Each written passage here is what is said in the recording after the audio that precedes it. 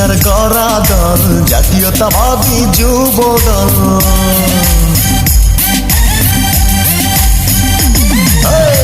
তারেক জিয়ার বুকের বল জাতীয়তাবাদী যুব দল। দেশী নেত্রীর গড়া দল জাতীয়তাবাদী যুব দল। আমরা হলাম জিয়ার সেনা, রাজপথেই মোদের জয়।